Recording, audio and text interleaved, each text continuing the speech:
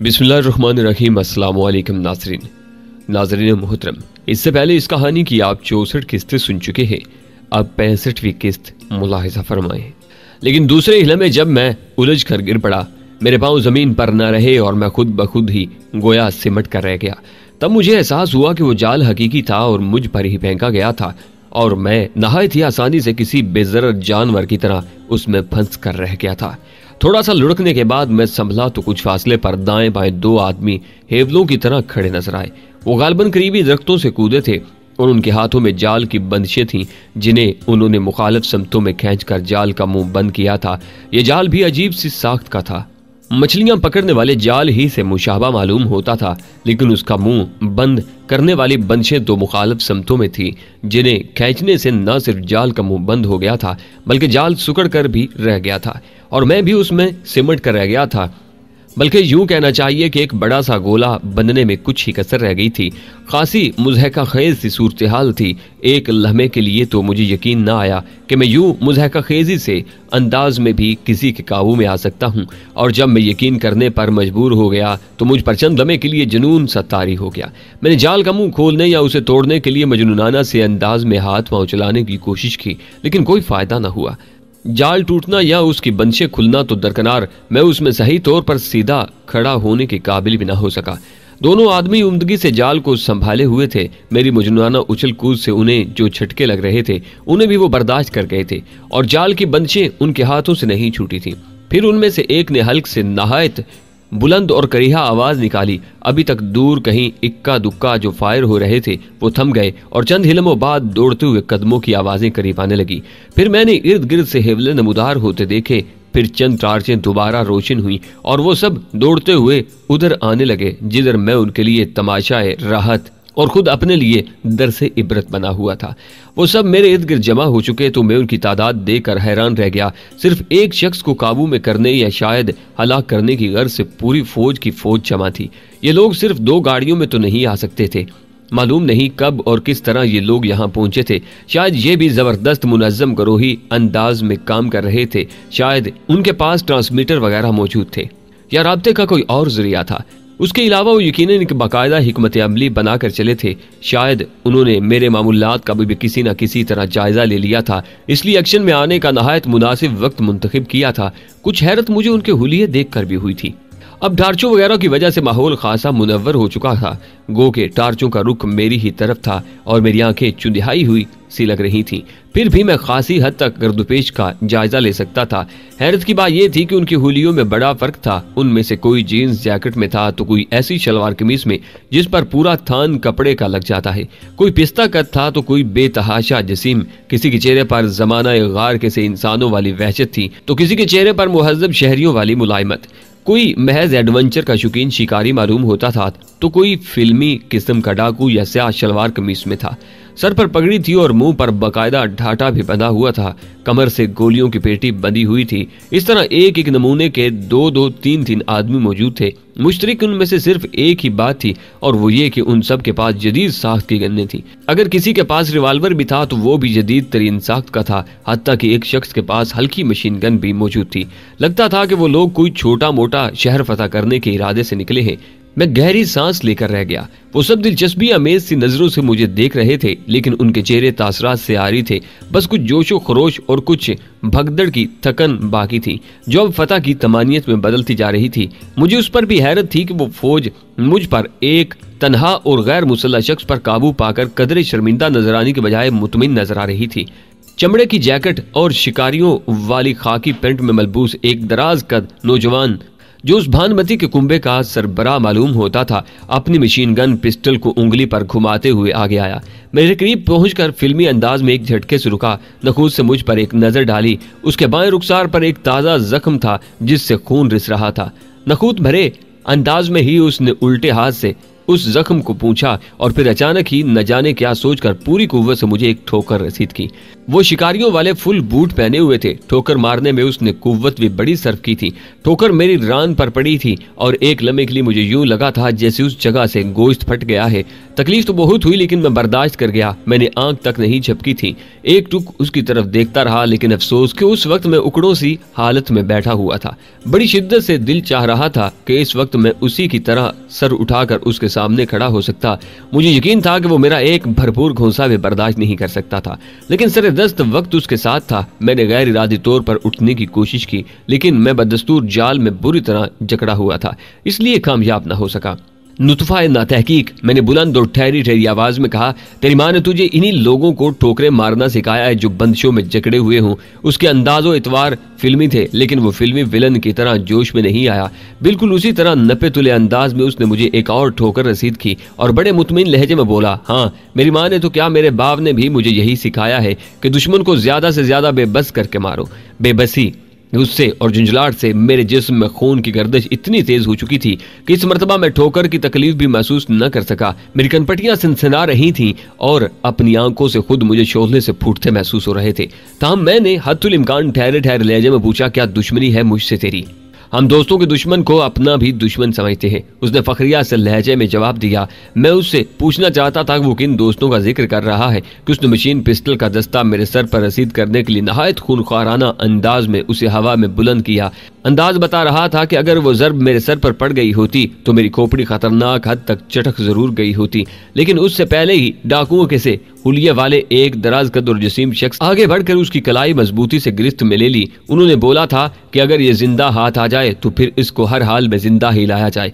डाकूनुमा शख्स ने खुरदरी आवाज में कहा, झाड़ झंकाड़ दाढ़ी वाला वो डाकू जिसने उस वक्त अपने चेहरे से ढाटा हटा लिया था, मुझे बड़ा खुश शक्ल और भला आदमी मालूम हुआ। उसने मुझे एक खतरनाक जर से बचा लिया था। मैं ये नहीं समझ सका था कि उन्होंने से उसकी मुराद क्या थी, और इस वक्त मैं गौर करने की पोजीशन में भी नहीं था। फिल्मी विलन नुमा शख्स कड़ी नजरों से डाकू नुमा की तरफ देखते हुए घुराया, मैं तुमसे बेहतर जानता हूँ कि आर्डर क्या है। मैं इसे बेहोश कर रहा हूँ। इसे होश व हवास में साथ ले जाने का खतरा मैं मोल नहीं ले सकता, ख्वाह ये जाल ही में क्यों ना हो। तुम्हें मालूम नहीं कि यह है क्या चीज? उसके साथ ही उसने आंखों ही आंखों में किसी को इशारा किया और वो कयामत जो एक लम्हे के लिए टल गई थी बिलाकर सर पर टूट ही पड़ी। अकब में खड़े हुए किसी बदवक्त ने गन का बट मेरे सर पर दे मारा था। टार्चों की रोशनी एक सानिया के लिए मेरी आंखों के सामने कुछ ज्यादा ही फैल गई, मगर दूसरे ही लम्हे घुप अंधेरा छा गया। मैंने अपने हवास को बेदार रखने की बहुत कोशिश की, मगर जहन अंधेरों में डूबता चला गया। दोबारा जब मेरी हिस्सियात ने अंगड़ाई सी ली तो सबसे पहला एहसास ये हुआ कि कोई मुझे धीरे धीरे झूले दे रहा है, लेकिन ये झूले कुछ तकलीफ दे से थे। हर अशकोले के साथ गोया कोई सर के पिछले हिस्से पर भारी हथौड़े से होले होले दस्तक दे रहा था। मैंने धीरे धीरे आंखें भी खोल ली, लेकिन चारों तरफ घटा टोप अंधेरे की दलदल बदस्तूर मौजूद रही। एक सानिये के लिए यह ख्याल बिजली के से कूदे की तरह जहन में लपका के गई जर्ब इतनी शदीद तो नहीं थी कि मैं बिनाई खो बैठा हूँ, मगर फिर धीरे धीरे चीजों के सुरमई खदोखाल वाजे होना शुरू हो गए। कुछ समातों ने भी सही तौर पर काम करना शुरू किया और कड़कड़ाहट और गड़गड़ाहट की आवाजों की नोयत समझ में आने लगी। कई मिनट बाद मेरी समझ में आ सका कि मैं दर हकीकत उसी जाल में मुकीद हूँ और उसे अब पहले से बदतर अंदाज में कस दिया गया है और शायद गिरहें वगैरह भी लगा दी गई हैं। उस वक्त मैं एक ट्रक के पिछले हिस्से में था। ट्रक बिल्कुल खाली था, उसका वाहिद लोड इस वक्त मैं था। यह ट्रक शायद मवेशियों की बार बर्दारी के लिए इस्तेमाल होता था, क्योंकि उसमें चारों तरफ नाकाबिले बर्दाश्त सी बदबू रची हुई थी जिसे बर्दाश्त करने पर मैं मजबूर था। मुझे भी एक मवेशी ही की तरह एक कोने में डाल दिया गया था, बल्कि मैं मवेशी से कुछ बदतर हालत में ही था, क्योंकि मवेशी को जाल में जकड़ने की जहमत नहीं की जाती। उन्हें तो बस पास खड़ा करके ट्रक के दरवाजे पर रस्सियों से जाल सा तान दिया जाता है। उस ट्रक का पिछला हिस्सा ऊपर तक तख्तों से बंद कर दिया गया था। तहम ऊपर की तरफ ना तो तरपाल लगी हुई थी और ना ही किसी और किस्म की छत मौजूद थी। ऊपर तारीक आसमान नजर आ रहा था जिसका नजर आना न आना बराबर था। कई मिनट तक तो मैं साख्त ही बैठा रहा। ट्रक खासी तेज रफ्तारी से किसी नामालूम मंजिल की तरफ रवां दवा था और सड़क की हालत कुछ ज्यादा अच्छी नहीं थी। इसलिए हचकोलों, झटकों और खड़खड़ाहट का सिलसिला जारी था। मेरे सर के पिछले हिस्से में ठेसें उठ रही थी। तमाम रफ्ता रफ्ता मुझे एहसास होने लगा था कि मेरी तवानाइयां वापस आ रही हैं और ख्वाबीदा असाब बेदार हो रहे हैं। उसके साथ ही तकलीफ का एहसास कुछ कम होने लगा। जाल में मेरे लिए कुछ ज्यादा हिलने जुलने की गुंजाइश तो नहीं थी, लेकिन फिर भी मैंने कसमसा कर अपने आप को कदरे आरामदेह पोजीशन में लाने की कोशिश की और सोचने लगा, क्या इस मुसीबत से छुटकारे की कोई सूरत हो सकती है। दफातन मुझे एक चीज याद आई और अगर उस वक्त गुंजाइश होती तो मैं जरूर खुशी से उछल पड़ता। उछलने के बजाय एक बार फिर मैं सिर्फ कसमसा कर रह गया था। मुझे याद आया कि मेरे पास छोटी चाबियों का एक छोटा सा गुच्छा मौजूद रहता है और उसी गुच्छे में चाबियों के साथ एक नन्हा सा नेल कटर भी मौजूद रहता था, जो बज़ाहिर किसी मुल्क का चमकता धमकता सिक्का मालूम होता था। उस नेल कटर की मदद से नायलून की जाल की एक एक रस्सी काट कर कुछ देर में इतनी जगह बनाई जा सकती थी कि मुझ जैसी जिसामत का आदमी उससे निकल सके। मैं गठरी सा बना हुआ था। बमुश्किल हाथ को अंदरूनी जेब तक ले गया, लेकिन अंदरूनी जेब में चाबी का गुच्छा तो क्या, कुछ भी मौजूद न था, बल्कि मेरी सारी जेबें खाली थीं। मैं यकीन से नहीं कह सकता था कि मेरी तमाम छोटी मोटी चीजें भागदौड़ के दौरान कहीं गिर गई थीं या मेरी बेहोशी के दौरान निकाल ली गई थीं। एक गहरी सांस लेकर मैंने फैसला किया कि आखिर मुझे कुदरत ही के अता करदा हथियार इस्तेमाल करना पड़ेंगे। उसमें जहमत जरा ज्यादा थी, इसलिए मैं पहले उन्हें इस्तेमाल करने से कतरा रहा था। किसी चीज को कुतरने के लिए दांत अल्लाह ताला ने सिर्फ चूहे को ही नहीं दिए।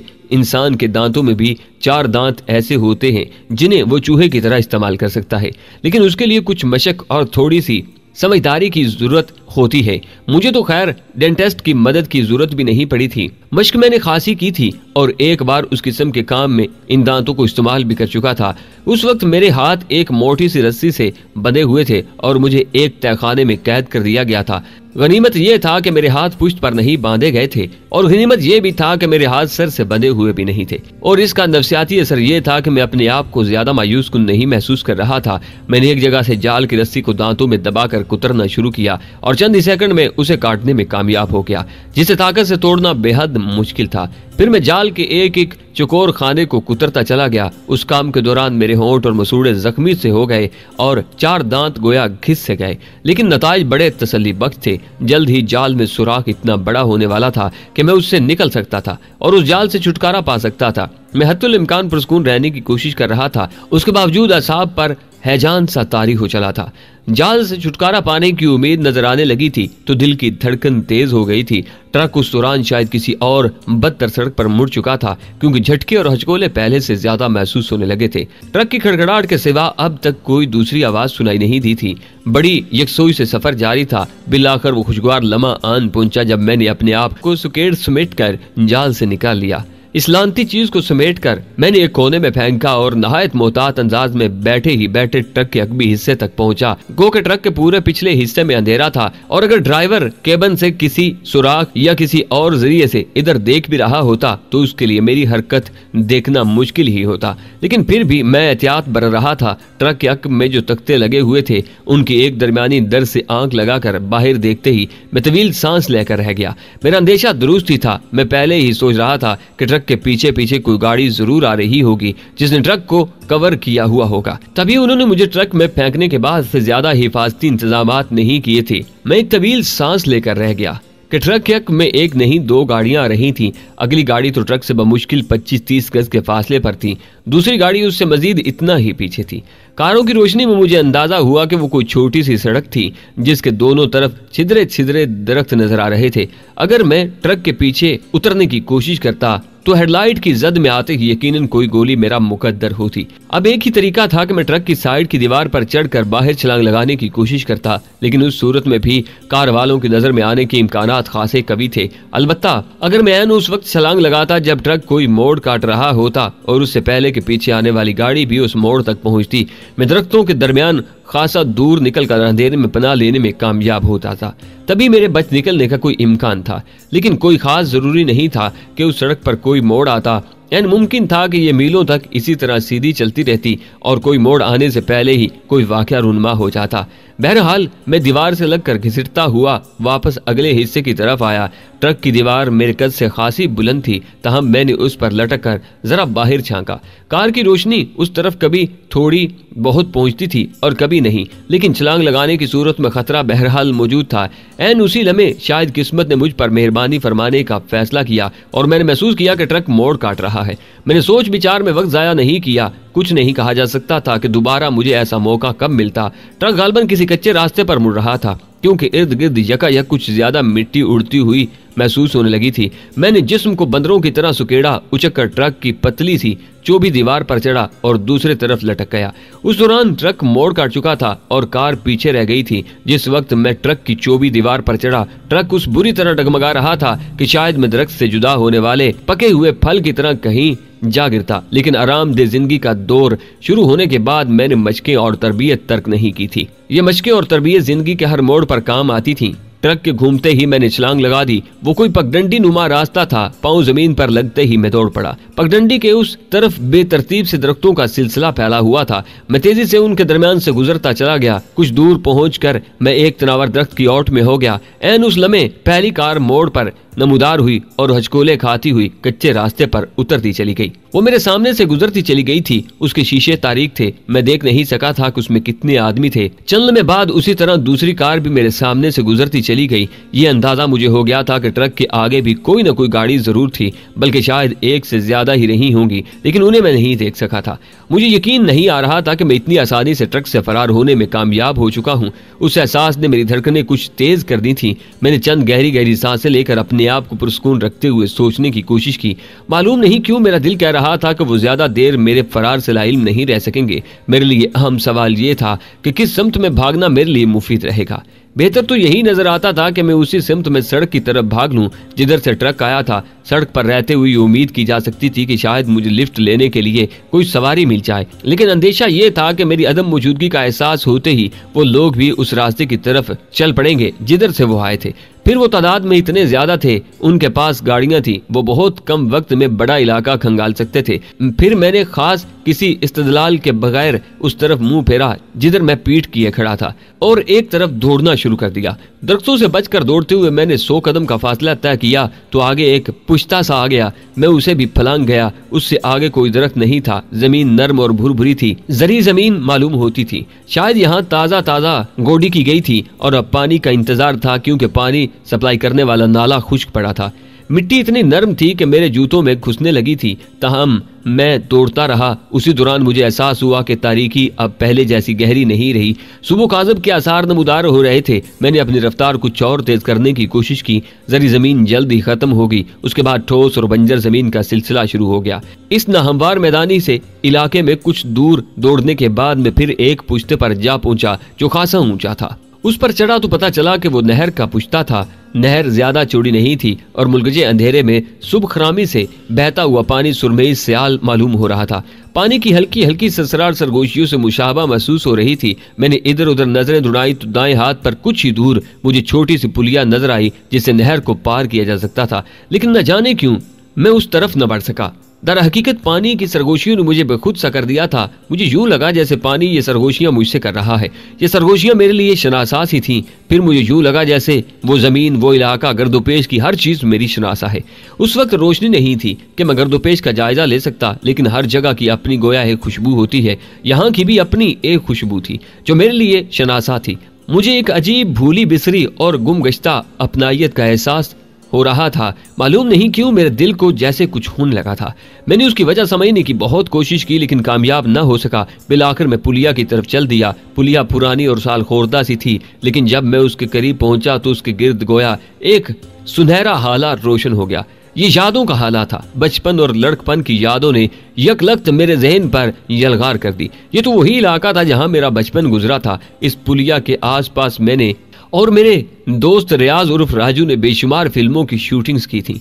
गन्ने हाथ में पकड़कर शमशीर जनी की थी जब फुर्सत मुयस्सर होती थी, जब शूटिंग करते करते थक जाते थे, जब दिल किसी अनजाने दुख से बोझल हो जाता था तो मैं इसी पुलिया पर आ बैठता था। उस वक्त ये इलाका और करीबी कस्बा ही मेरी कुल कायनात था। वक्त ने मुझे कहाँ ला खड़ा किया था और कैसे अजीब हालात और गैर मुतवक्का अंदाज में। मैं थकने वाला इंसान नहीं था, लेकिन अचानक ही मैं थक सा गया। आहिस्तगी से मैं उस पुलिया पर बैठ गया। मेरे असाब में हल्का सा इर्तियाश था। मेरा दिल चाहा कि उजाला होने तक यहीं बैठा रहूं। उजाले में गर्दोपेश के हर जर्रे का चेहरा करीब से देखूं, हर शजर और हर बरगो समर से पूछूं, तुमने मुझे पहचाना? जहां इंसान का बचपन बीते, अच्छा बीते चाहे बुरा बीते, वो जगह शायद मरते दम तक दिलकशी महसूस होती रहती है। किसी को जबरन ऐसी जगह से दूर कहीं अनजानी सरजमीन की तरफ धकेल दिया जाए तो ये उसकी रूह पर जुल्म के मुतरादिफ है। उसकी जड़ें गोया जमीन में नहीं रहती, जमीन से उसका नाता टूट जाता है। जिंदगी भर बल्कि शायद नस्ल दर नस्ल वो बेजमीन सा ही फिरता रहता है। उसकी शनाख्त खत्म हो जाती है। नई सरजमीन के लोग उसके वजूद को तस्लीम करने पर तैयार नहीं होते। मैं उस एतबार से भी खुशकिस्मत था कि जहां मेरा बचपन बीता था वो इलाका किसी दूसरे मुल्क की सरहदों में शामिल नहीं था, मेरे अपने ही वतन में था, मेरी रसाई में था। कोई लंबा सफर भी नहीं था। मैं जब चाहता यहाँ आ सकता था। और सच्ची बात ये थी कि बारहा मैंने सोचा भी, लेकिन जिंदगी ने गोया कभी मोहलत ही न दी। आज दुश्मन ही घेर कर यहाँ तक लाए थे। चंद लम्हे बाद में बादल नखास्ता वहां से उठ खड़ा हुआ। ज्यादा देर वहां बैठे रहना ठीक नहीं था। यहाँ से तो मैं अंधेरे में भी अपने कस्बे तक जा सकता था और कस्बे में कहीं ना कहीं मुझे पनाह मिल सकती थी। मुझे उस वक्त पनाह की तलाश थी। सबसे ज्यादा उस वक्त जो चीज मुझे परेशान कर रही थी वो प्यास थी। बड़ी शदीद प्यास लगी हुई थी, मगर नहर से पानी पीने को जी नहीं चाह रहा था। साफ और ठंडे पानी की तलब थी, और तलब शायद अभी उस मरहले से नहीं गुजरी थी कि जो कुछ भी सामने आता मैं पी जाता। कस्बे में किसी न किसी का घर तो मिल ही सकता था। ऐन मुमकिन था कि मेरे दोनों चच्चा उस हवाई घर में ही रह रहे हों जो सिर्फ 1.5 कमरे पर मुश्तमिल था और जिसे वो हर वक्त फरोख्त करके हिस्से बकरे करने पर तुले रहते थे। ऐन मुमकिन था कि मेरा दोस्त रियाज उर्फ राजू भी अभी उसी कस्बे में हो और अपने बाप की परचून की दुकान चला रहा हो। एक अजीब से एहसास ने मेरी रगोपै में नई तवानाई भर दी। मैं तेज तेज कदमों से कस्बे की तरफ बढ़ने लगा। दफातन एक तरफ काफी फासले पर मुझे रोशनी की एक चौड़ी सी पट्टी सी नजर आई। मैं एक लम्हे के लिए ठिठका, फिर उसी तरफ बढ़ने लगा। काफी आगे जाकर मुझे अंदाजा हुआ कि वो एक झोंपड़ी थी। उसकी खिड़की का पट गालबन नीम पा था जिससे रोशनी बाहर आ रही थी। उस वीराने में दरख्तों के एक झुंड के पास मौजूद ये झोपड़ी कुछ अजीब और अफसानवी सी लग रही थी, जैसा कि अमूमन पुराने किस्से कहानियों में होता है कि शहजादा वीराने में भटकता हुआ जा रहा था कि सामने उसे एक झोंपड़ी नजर आई। फर्क सिर्फ ये था कि मैं कोई शहजादा नहीं था और ना ही किसी शहजादी की तलाश में निकला था। मैं मोहतात अंदाज में उस झोंपड़ी तक पहुंचा। वो कच्ची ईंटों, लकड़ी की बलियों और घास फूस वगैरह की मदद से बनी हुई खासी बड़ी झोंपड़ी थी और उस वीराने में इंसानी बोदोबाश की वाहिद अलामत थी। झोंपड़ी का टेढ़ा मेढ़ा चौबी दरवाजा बंद था। मैं चंद लम्हे मुतजब्जब से अंदाज में उसके सामने खड़ा रहा। वीराने में सुकूत इतना गहरा था कि मैं झोंपड़ी के अंदर किसी के सांसों की ससराहट सुन सकता था। यानी ये तस्दीक तो हो गई थी कि झोंपड़ी में कोई जीरू मौजूद था। मैं दबक कदमों कच्ची दीवार में बने हुए उस खिड़की नुमा शगाफ की तरफ पहुंचा जिसमें सलाखों की जगह टेढ़ी मेढ़ी लकड़ियां लगी हुई थी। उसी खिड़की का सालखोरदा सा पट आधा खुला हुआ था और बीमार सी रोशनी बाहर आ रही थी। मैंने उस खिड़की से अंदर झांका और एक लम्हे में एक सिरे से दूसरे सिरे तक हर चीज का जायजा ले डाला। एक कोने में मिट्टी के तेल का चूल्हा, चंद बर्तन और सुराही वगैरह पड़ी थी। उससे कुछ दूर 2-3 ट्रंक पुराने पड़े ऊपर नीचे रखे नजर आए। सब में गड़े पड़े हुए थे और एक ट्रंक में से तो बदरंग से कपड़े बाहर को लटके हुए थे। घरेलू जरूरियात की दूसरी छोटी मोटी और मामूली सी चीजें इधर उधर लुढ़क रही थीं। फर्श कच्चा और नाहमवार था। परली दीवार के साथ एक छलंगा सी चारपाई पर एक पुराना और बदरंग सा लिहाफ टांगों पर डाले एक औरत लेटी हुई थी और एक टुक छत को घूर रही थी। उसकी चारपाई से जरा सी दूर दीवार में गड़ी हुई एक कील पर लालटेन लटकी हुई थी। वो औरत जाग रही थी और शायद उसकी सारी रात ही जागते हुए गुजरी थी। वो औरत नहीं, महज एक खंडर मालूम होती थी। एक ऐसा खंडर जिससे इमारत की खूबसूरती का अंदाजा लगाना भी मुमकिन नहीं रहा था। उसके रखसारों की हड्डियां उभरी हुई थी। तीखी और सतवा नाक उसके चेहरे पर गोया लोहे मजार बनकर रह गई थी। उसके चेहरे पर सिर्फ शायद आंखें ही बर्बाद होने से किसी हद तक बच गई थी। तहम वीरानियां उन मोटी मोटी हसीन आंखों में भी न जाने कब से जागुजी थी। ये आंखें उस वक्त न जाने कौन सी गुमगश्ता रफाकतों का नोहा पड़ रही थी। उसकी रंगत आबनूसी थी, शायद कभी सांवली रही हो और उस सांवलेपन में जमाने भर की मलाहत से मिटाई हो, मगर अब सब कुछ बीत चुका था। शायद वो एक कहानी थी जो खत्म हो चुकी थी। लेटे लेटे उसे एकदम खांसी आई, मगर अब जैसे उसमें खांसने की भी सकत नहीं थी। उसके फेफड़े थक चुके थे। खांसी की आवाज बहुत कमजोर थी, लेकिन तकलीफ यकीनन ज्यादा थी, क्योंकि उसने दोनों हाथों से सीना थाम रखा था। उस पर भी उसकी खुद अजीजती का आलम यह था कि जो ही खांसी थमी, उसने अपना मैला सा तकिया इस्तखानी हाथ से जरा ऊपर को उठाया। वहां से सस्ती सी सिगरेट की एक पिचकी हुई डबिया और माचिस निकाली और एक मुड़ी तुड़ी सी सिगरेट निकालकर लेटे ही लेटे कदरे तिरछी होकर कांपते हाथों से सुलगाई और दोबारा सरतकिए पर टिकाकर गहरा सा कश लेकर यूं आंखें बंद कर ली, जैसे बेपनाह सुकून मिला हो। ये धुआं झटा तो जैसे मेरे ज़हन में छाई हुई धुंध भी एक लम्हे के लिए साफ हो गई और यादों के उफक पर एक चेहरा चांद की तरह झिलमिला उठा। मैंने उस औरत को पहचान लिया था। वो ताजा थी, मगर इतनी खूबसूरत कहानी का इतना दर्दनाक अंजाम भी हो सकता है, ये मैंने कभी सोचा भी नहीं था। इस बात को ज्यादा बरस तो नहीं बीते थे जब मैं जवानी की हदूद के आसपास भटकता हुआ एक नोखेज लड़का था और वो मुझसे उम्र में खासी बड़ी, भरपूर, जवान, दराज कद और पंजाब की करवायती लड़की, जिसकी शख्सियत हीर के तस्वुर के बहुत करीब थी। बचपन के अपने कुछ रोमानी तस्वुरात कुछ अजीब आइडलाइज होते हैं। मैं उसकी तरफ उस वक्त रश्क की नज़र से देखने लगा था जब मुझे मालूम हुआ था कि वो घर से बहाना करके एक करीबी गांव में अपने महबूब से मिलने जाती है। वो मेरी नज़र में जुरातों की अलमदार थी। फिर वो अपने महबूब के साथ भाग गई थी और पूरे गाँव में मतऊन और मलऊन करार पाई थी। फिर मैंने उसे कई बरस बाद देखा था जब मैं पीर मिठल शाह के यहाँ जैली मुअक्कल के फराइज अंजाम दे रहा था। वो अपनी अंधी मोहब्बत का न जाने क्या क्या तावान अदा करके लौट आई थी। उस वक्त भी वो मुझे बर्बाद ही नजर आई थी, मगर इतनी नहीं। बाज लोगों को तो माहो साल बिल्कुल ही कुचल कर गुजर जाते हैं, रेजा रेजा कर देते हैं। कई लम्हे तक मैं वहीं मबहूत सा खड़ा उसे देखता रहा और वो मैले कुचैले तकिए पर सर टिकाए धीरे धीरे उस घटिया सिगरेट के कश लेती रही। चंद कश लेने के बाद उसे फिर खांसी उठी, लेकिन उसने सिगरेट फेंकी नहीं। मैं खिड़की से हटकर दरवाजे की तरफ बढ़ा। दरवाजा अंदर से बंद था। मैंने होले से दस्तक दी। मुझे यूं लगा जैसे अंदर लेटी हुई ताजा ने सांस भी रोक लिया हो।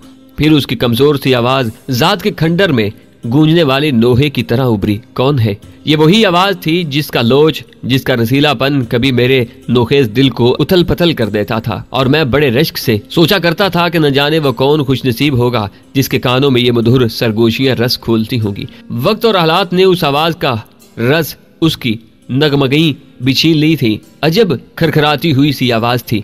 दरवाजा खोलो ताजा, मैंने धीमी आवाज में कहा। अंदर एक लम्हे के लिए सकूत छा गया। फिर कपड़ों की ससराहट और स्लीपर घसीटने की आवाज सुनाई दी और बिलाकर कुंडी खुलने की आवाज आई। हल्की सी चिचराहट के साथ दरवाजा धीरे से खुला। ताजा लालटेन ऊंची किए मेरे सामने खड़ी थी। उसके मुरझाए हुए इस्तखानी चेहरे पर हैरत थी, क्योंकि वो मुझे पहचान नहीं पाई थी, जबकि मेरी जुबान से वो अपना नाम सुन चुकी थी। उसके बाजू में शायद ज्यादा देर ऊंचा रहने की सकत नहीं थी। लालटेन नीची करते हुए मुर्तहिश सी आवाज में बोली, कौन हो तुम?